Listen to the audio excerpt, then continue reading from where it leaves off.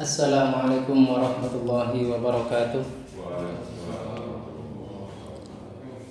Innal hamdalillah nahmaduhu wa nasta'inuhu wa nastaghfiruh wa na'udzu billahi min shururi anfusina wa sayyiati a'malina.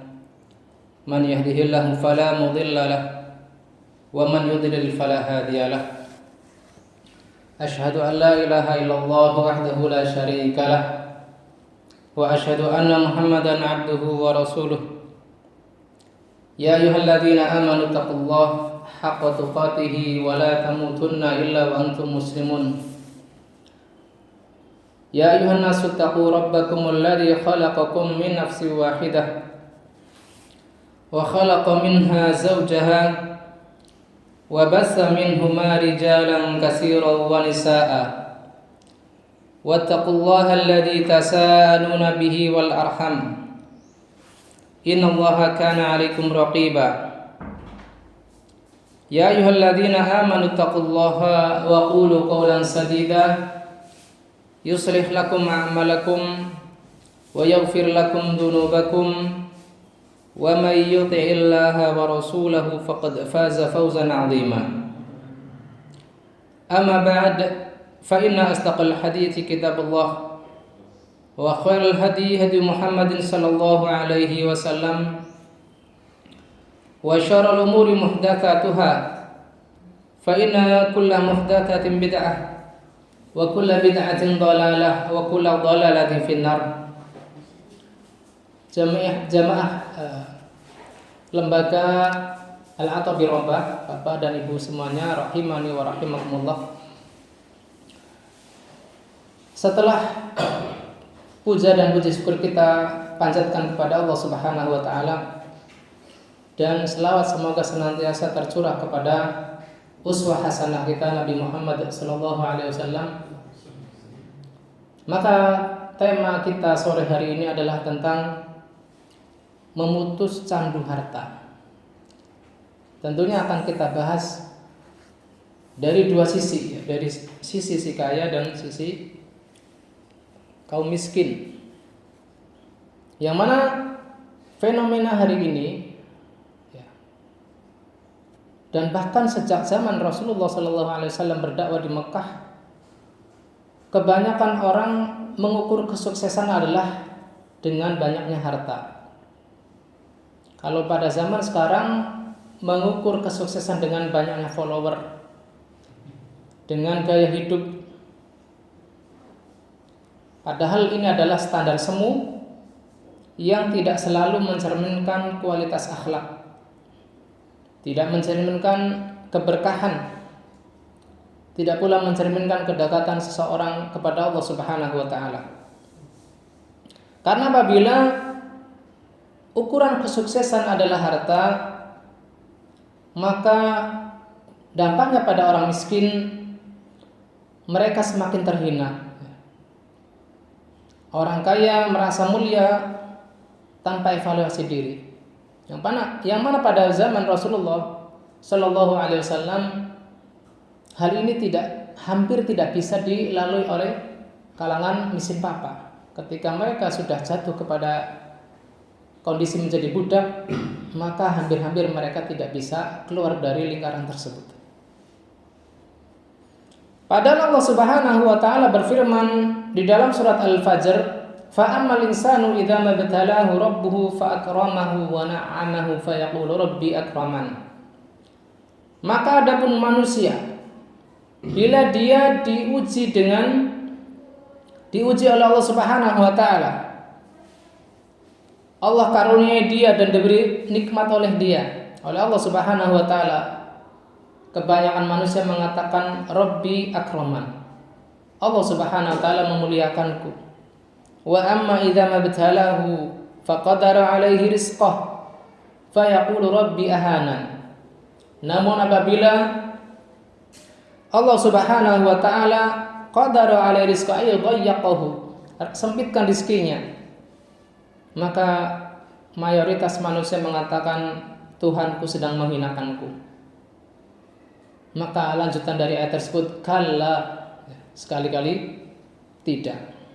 Bal la tukrimunal yatim Bahkan kalian tidak memuliakan anak yatim. Ini sebagai bukti bahwasanya kecintaan mereka terhadap harta yang terungkap dalam 2 ayat tersebut dikuatkan lagi dengan sikap mereka terhadap anak-anak yatim yang tidak memberikan dampak secara lahir bahwa anak-anak yatim tersebut menguntungkan mereka, sehingga apa?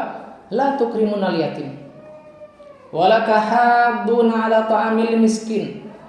Kalian juga tidak saling menganjurkan untuk memberikan makan orang-orang miskin.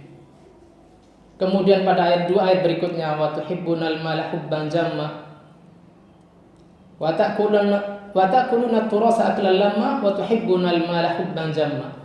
Saling memakan harta warisan dengan cara yang batil dan sangat mencintai harta dengan kecintaan yang sangat besar. Maka di sini Syekh Abu Bakar Al-Jazairi rahimahullah taala mengatakan, ala fartadi'u ayyuhal madiyun alladzina tuqayyisuna al-umura kullaha bil maqayisil madiyah. Tidaklah kalian berhenti wahai orang-orang materialis, ya, orang-orang yang memandang segala hal dengan ukuran harta. Wallahu jalla jalaluhu yuwasi'ur rizqa ikhtibaran lil 'abdi hal yashkuru ni'amallahi 'alaihi. Allah Subhanahu wa taala meluaskan rezeki, ya, bagi hambanya, apakah dia akan bersyukur ataukah sebaliknya, ya, apakah dia akan bersyukur dengan keimanan, dengan ketaatan, ya. Wa yudayyiqu rizqa imtihanan hal yasbirul 'abdu liqada'i rabbih aw yajza. Apakah dia akan bersabar dengan qada Allah Subhanahu wa taala, keputusan Allah atau takdir Allah Subhanahu wa taala, akan justru berkebalikan, yaitu berkeluh kesah. Yang mana surat Al-Fajr ini kalau kita amati, surat tersebut adalah surat Makkiyah, surat yang turun ketika Allah Subhanahu wa taala memberikan fokus kepada Nabi Muhammad sallallahu alaihi wasallam untuk mendapatkan dakwah tauhid. Namun ternyata masalah harta, masalah fokus manusia kepada harta, bagaimana interaksi mereka kepada sesamanya, ternyata itu pun menjadi fokus Nabi Muhammad sallallahu alaihi wasallam sebelum beliau hijrah ke Madinah. Yang hal ini apabila kita amati dikuatkan oleh 2 asar Nabi sallallahu alaihi wasallam. Asar pertama adalah datang dari kisah Abu Sufyan. Kisah Abu Sufyan ketika waktu itu terjadi perjanjian damai dengan Nabi Muhammad SAW di Hudaybiyah. Lalu dia pergi ke Syam bertemu dengan Heraklius.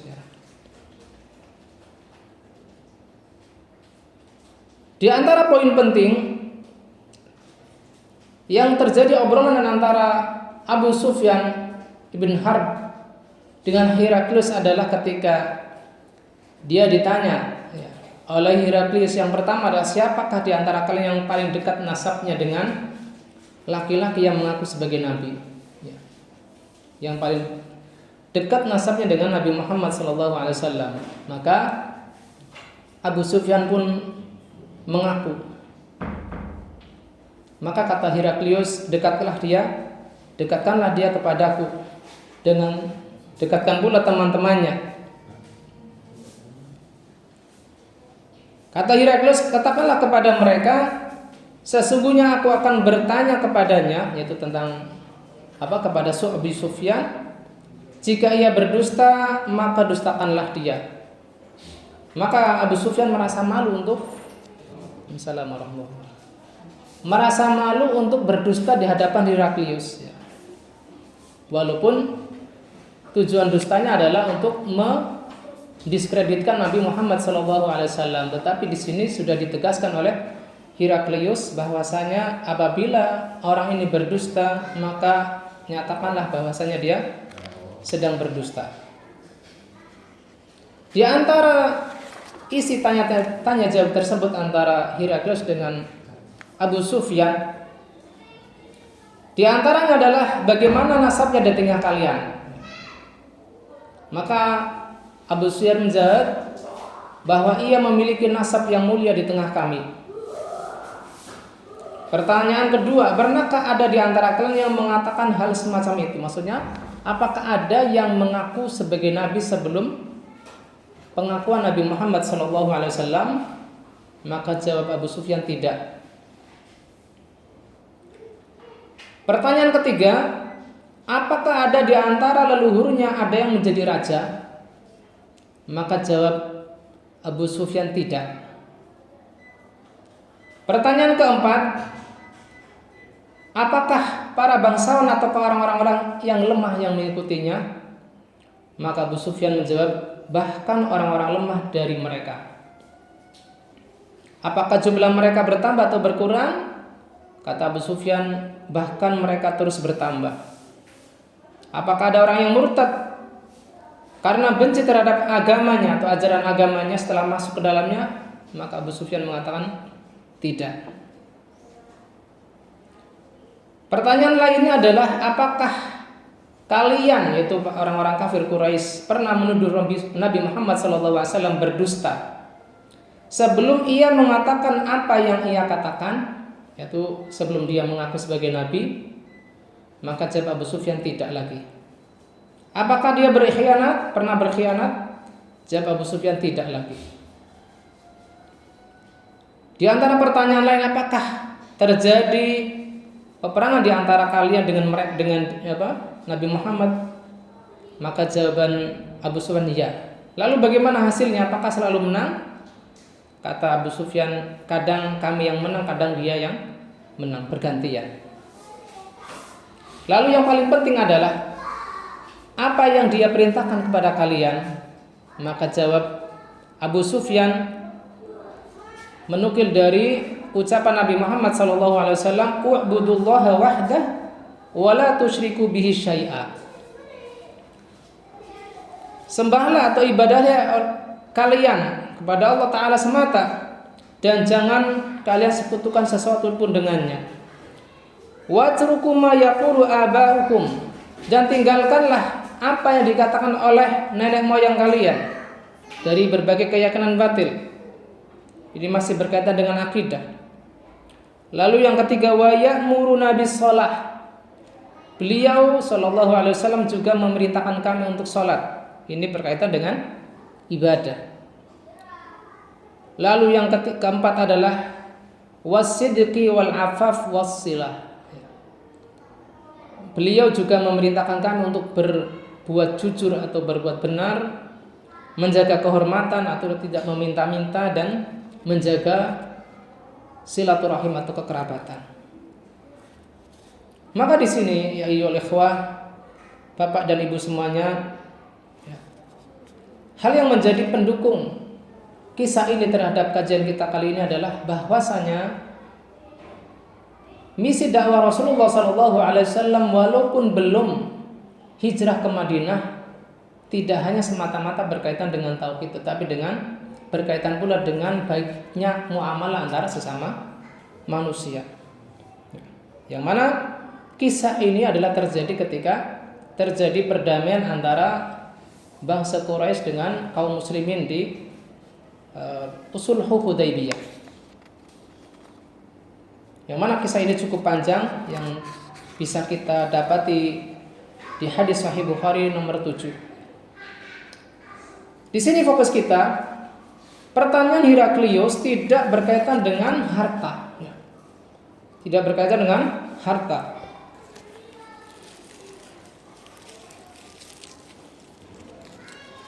Tetapi pertanyaan-pertanyaan Heraklius berkaitan dengan akhlak beliau, akhlak Nabi SAW. Apakah dia pernah berdusta? Kemudian siapa saja pengikutnya? Ternyata dijawab oleh Abu Sufyan, orang-orang miskinnya, bukan orang-orang kayanya. Maka di sini apabila kita simpulkan, penilaian keagungan Nabi SAW adalah berdasarkan moral atau akhlak Nabi SAW, bukan berdasarkan materi. Berbeda ketika Heraklius justru lebih mempertahankan kekuasaannya daripada membela agama Allah Subhanahu wa taala. Yang mana pada kisah ini sebenarnya Heraklius sudah ada kecondongan dengan agamanya Nabi Muhammad SAW. Yang mana pada akhir hadis ini disebutkan dia mengumpulkan para pembesar Romawi di dalam istilahnya di Homs. Lalu menutup pintu-pintunya dengan rapat dan ditanyakan apakah maka kalian meraih keberuntungan dan petunjuk. Ini tawaran dari Heraklius kepada pembesar Romawi. Serta agar kekuasaan kalian tetap teguh, maka berbaiatlah kalian kepada nabi ini. Maka para pembesar tersebut lari dengan cepat seperti keledai liar menuju pintu-pintu. Namun mereka mendapati pintu-pintu tersebut telah terkunci. Maka ketika Heraklius melihat penolakan mereka dan ia putus asa dari keimanan mereka, dia pun berkata, "Bawa mereka kembali kepadaku. Sesungguhnya yang aku ucapkan hanyalah untuk menguji keteguhan iman kalian. Dan sungguh aku telah melihat hasilnya." Lalu mereka pun sujud kepada Heraklius dan ridho dengannya. Artinya Heraklius tadinya padahal mau membaiat mereka para pembesar Romawi untuk sama-sama masuk Islam, ternyata semuanya menolak. Sehingga akhir kisah dari Heraklius adalah lebih mempertahankan kekuasaannya daripada keimanan kepada Nabi Muhammad SAW. Berbeda dengan Nabi Muhammad SAW yang mana dikisahkan dalam kitab-kitab tarikh, kitab Sirah Nabawiyah, yang walaupun kisah-kisah tersebut berkisar seputar antara hadis yang lemah dan seterusnya, tetapi secara umum atau secara global Nabi Muhammad SAW lebih mengorbankan segalanya untuk kebenaran. Walaupun yang menjadi pengikut beliau adalah orang-orang fakirnya. Kisah kedua yang memperkuat asar ini, asar tentang kisah Abu Sufyan dengan Heraklius adalah ucapan istri beliau sendiri ketika Nabi Muhammad SAW merasa ketakutan ketika kembali dari Ghar Hira, yaitu dari Gua Hira. Kata Khadijah radhiyallahu taala anha, "Kalla." Sekali-kali tidak. "Abshir." Bergembiralah. Fa Allah, demi Allah Subhanahu wa taala, la yukhzikallahu abadan. Allah Subhanahu wa taala tidaklah menghinakanmu selama-lamanya. Allah, innaka latasilur rahim. Sesungguhnya engkau demi Allah orang yang benar-benar menyambung kekerabatan. Ini pun berkaitan dengan apa? Muamalah. Berkaitan dengan bagaimana akhlak beliau, sikap beliau yang baik kepada kerabat beliau. Wa tasduqul hadis, ucapannya jujur. Wa tahmirul kalla, membantu orang yang membutuhkan. Wa taksibul ma'dum, dan memberikan kepada orang yang tidak punya.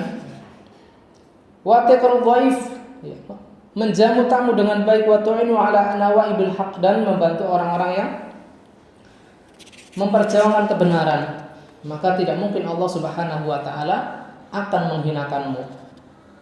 Ini pun ternyata tasliyah dari Khadijah, ibunda Khadijah kepada Nabi Muhammad SAW adalah ketika Nabi SAW merasa berat dengan misi risalah yang Allah Subhanahu wa taala amanahkan kepada beliau, Khadijah menghibur Nabi Muhammad SAW dengan sikap baik beliau kepada karib kerabatnya, dengan orang-orang miskinnya. Sehingga dari sini kita bisa melihat standar kemuliaan di sisi Allah Subhanahu wa taala bukan karena harta. Banyak hal-hal yang bisa menguatkan hal ini apabila kita telah ayat-ayat Al-Qur'an, hadis-hadis Nabi sallallahu alaihi wasallam. Di antaranya di dalam surat Al-Hujurat, "Inna akramakum 'indallahi atqakum." Sesungguhnya orang yang paling mulia di antara kalian di sisi Allah adalah orang yang paling bertakwa dari kalian. Ini standar kemuliaan yang pertama. Bahwasanya orang-orang yang mulia bukanlah orang yang mengumpulkan harta terbanyak, tetapi orang-orang yang berusaha menjaga ketakwaannya. Kemudian dalam surat Luqman, Allah Ta'ala berfirman, ya ayuhan nasu taqu rabbakum wakhshaw yawman la tajzir walidun an waladihi. Wahai manusia, bertakwalah kalian kepada Rabb kalian dan takutlah pada hari ketika seorang ayah atau seorang bapak, seorang orang tua tidak dapat lagi menolong anaknya. Wala mauludun huwa jazin an walidihi syai'a. Tidak pula anak dapat menolong orang tuanya. Artinya apa? Artinya harta dan anak-anak yang kita mungkin bangga-banggakan dengan jumlah yang banyak, harta yang banyak, anak yang sehat-sehat, ternyata apabila tidak diiringi dengan ketakwaan, tidak diiringi dengan pendidikan yang baik, itu justru menjadi bumerang bagi orang-orang tersebut. Waliyadzubillah. Ya. Sehingga yang menjadi tolak ukur kebahagiaan adalah agar kita tidak menjadikan harta kita pemaling diri kita dari Allah Subhanahu wa taala. Inna wa'dallahi haqq fala taghurrannakumul hayatud dunya wala yaghurrannakum billahil gharur. Maka janganlah kalian tertipu dengan kehidupan dunia, wala yaghurrannakum billahil gharur, dan jangan pula setan dapat menipu kalian dari Allah Subhanahu wa taala. Dalam hadis Nabi sallallahu alaihi wasallam, beliau bersabda, "Man kanatid dunya hammahu farraqallahu alaihi amrah." Barang siapa yang dunia menjadi tujuannya, yang menjadi obsesinya, yang menjadi fokusnya, maka Allah Subhanahu wa taala akan mencerai-beraikan urusannya. Wa ja'ala faqrahu baina 'ainaihi, dan menjadikan kefakirannya di depan kedua matanya. Artinya barangkali secara zahir dia bisa mengumpulkan harta sebanyak-banyaknya, tetapi apa? Rasa butuh itu tidak hilang dari dirinya, sehingga dia menjadi orang yang bakhil, tidak saling ta'awun dalam membantu orang-orang miskin, wala tahadduna 'ala ta'amil miskin, dan lain-lain. Walam ya'tihi minad dunya illa ma kutibalah, dan tidaklah dunia itu datang melainkan apa yang sudah ditakdirkan Allah Subhanahu wa taala. Lalu sebaliknya, Rasulullah sallallahu alaihi wasallam juga menyebutkan sebaliknya, wa man kanatil akhiratu niyyatahu jama'allahu lahu amrah. Barang siapa yang akhirat menjadi azamnya, yang menjadi niatnya, maka Allah Ta'ala akan menghimpun urusannya, akan memudahkan urusannya. Wa ja'ala ghinahu fi qalbih, dan akan menjadikan kekayaannya pada hatinya. Ya, betapa kita sering melihat ya, orang-orang yang pendapatannya kecil, tetapi ketika ayo diajak tahun, tidak keberatan, mudah baginya untuk mengeluarkan hartanya. Padahal apabila diukur secara persentase, ya, orang yang mungkin pendapatannya sehari 100.000, diminta ayo urunan untuk ta'awun 'alal birri wat taqwa, dikeluarkan 20.000. Itu berapa persen dari 100.000? Ya, 20% apa? Seperlimanya. Seperlima berarti berapa? Ya 20%. Tapi kalau orang yang pendapatannya mungkin sebulan 50 juta, diminta 20%, ya tentu akan merasa besar sekali. Padahal secara persentatis sama. Wa atatuhu dunya wa hiya raghimah. Orang yang fokusnya terhadap akhirat, ridha Allah Subhanahu wa taala, kebahagiaan di hari akhirat, maka dunia akan mendatanginya dalam keadaan hina.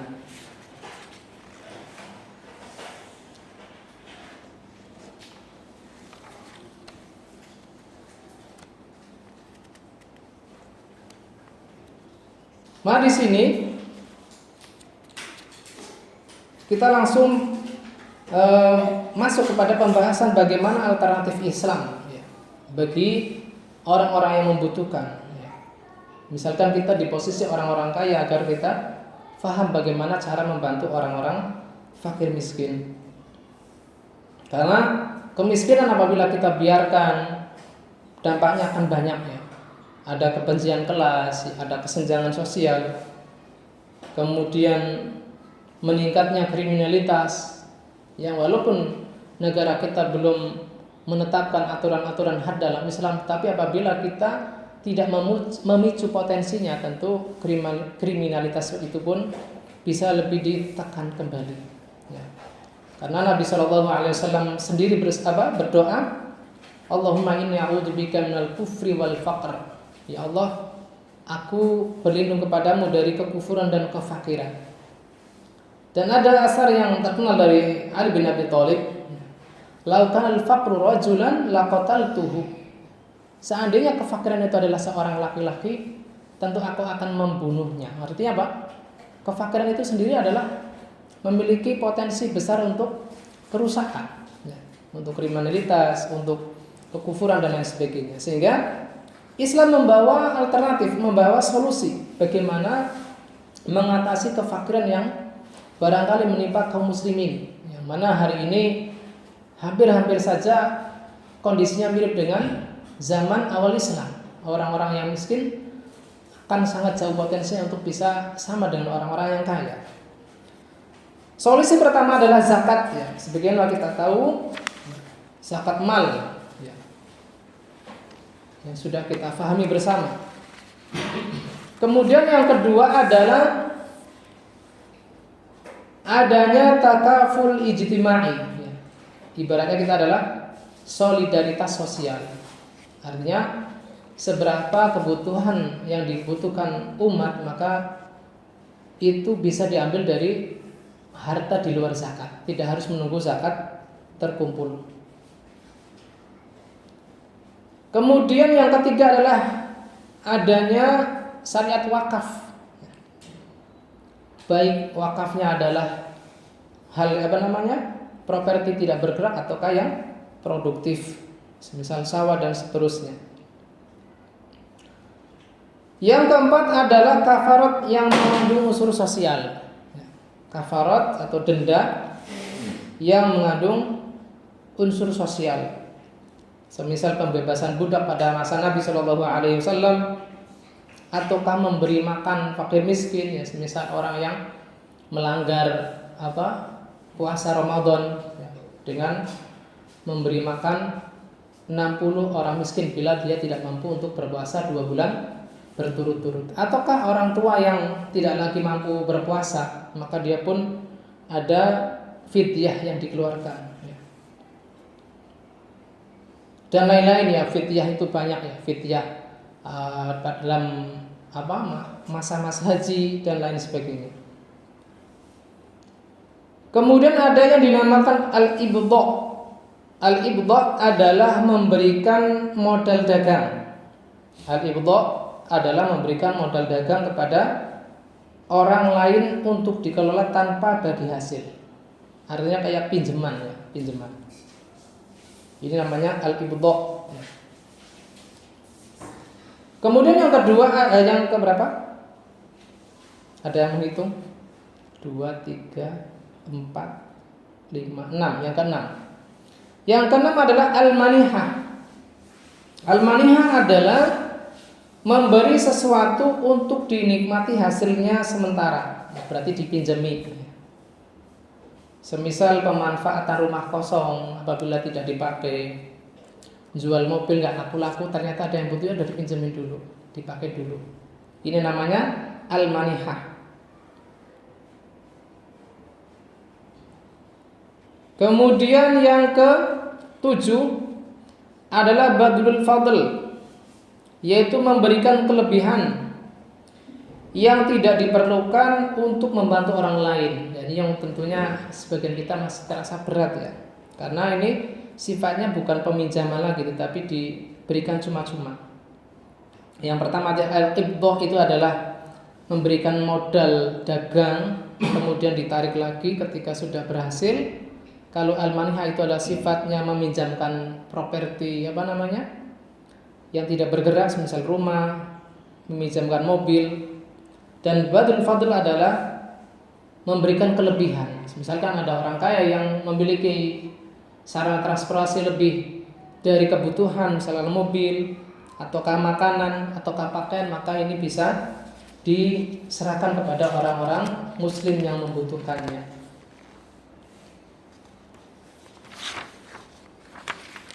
Kemudian yang perlu kita pahami juga di dalam Islam, ya, mengenai filosofi harta dalam Islam, ya, terutama bagi kita yang dimudahkan oleh Allah Subhanahu wa taala diberikan keluasan rezeki.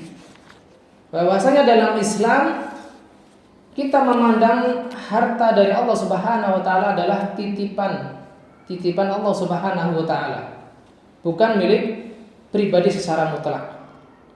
Sehingga kita tidak merasa berat untuk mengeluarkan hak-hak kaum fakir miskin apabila kita memiliki kelebihannya. Sehingga orang kaya adalah semisal mustakhlif saja, orang yang bertanggung jawab mendistribusikan hartanya dengan adil, sehingga memberi kepada fakir miskin bukanlah kebanggaan, tetapi kewajiban yang hendaknya ia tunaikan kepada si miskin.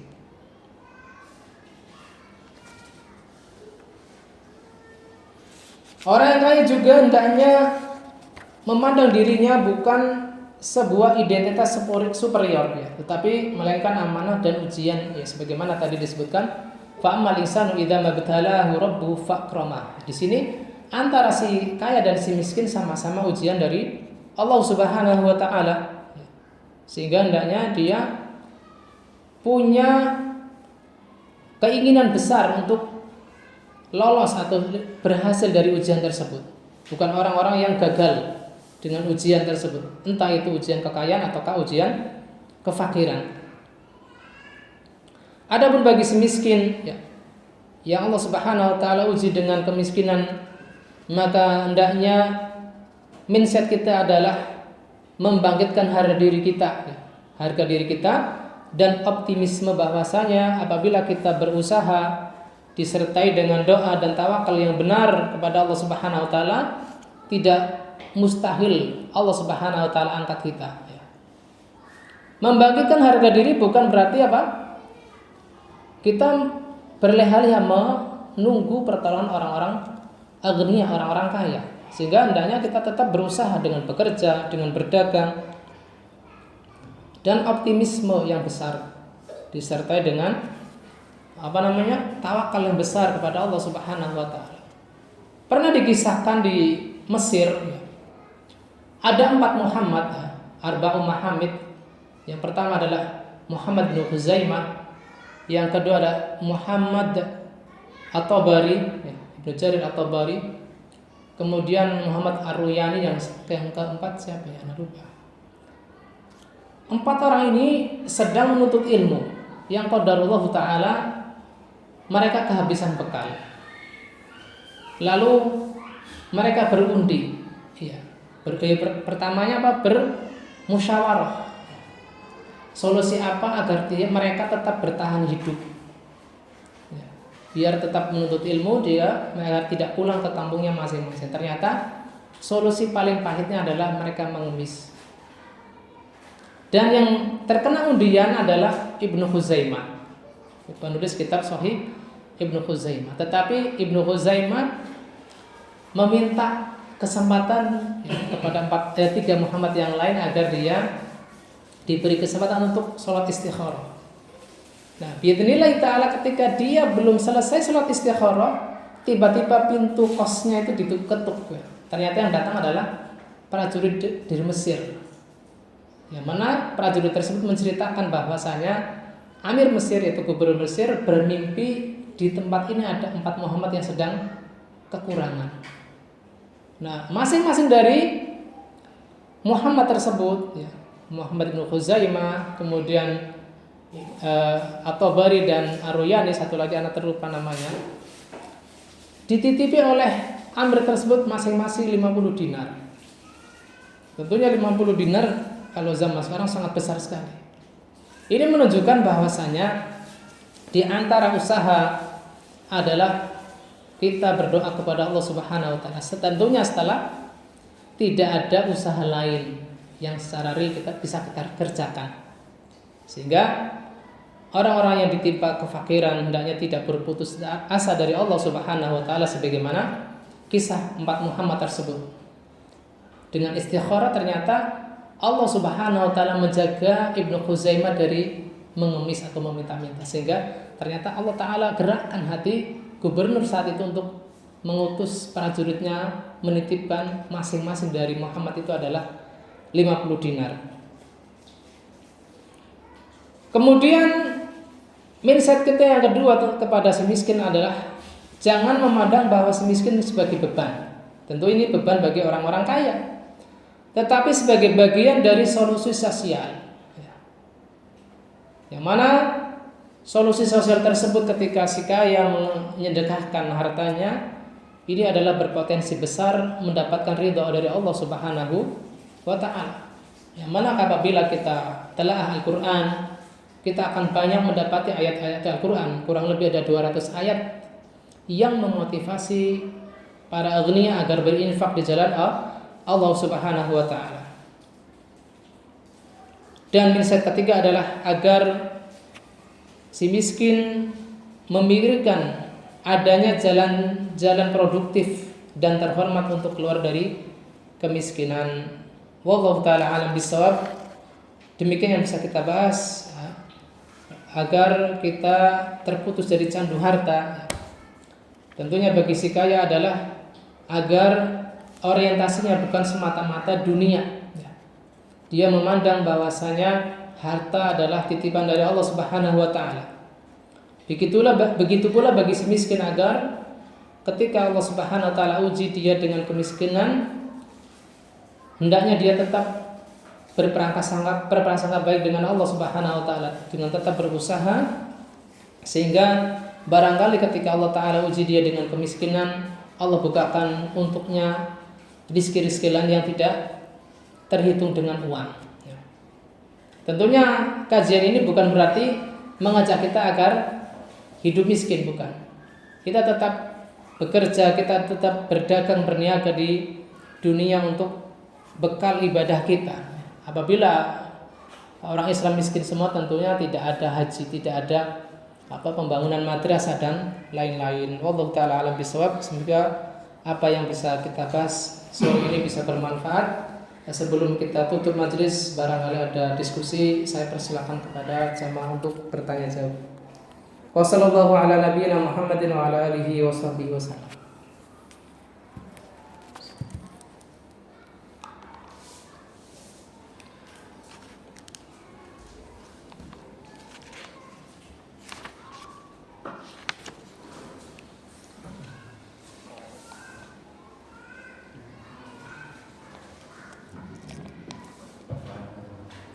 Dari ibu barangkali ada pertanyaan bisa lewat mic.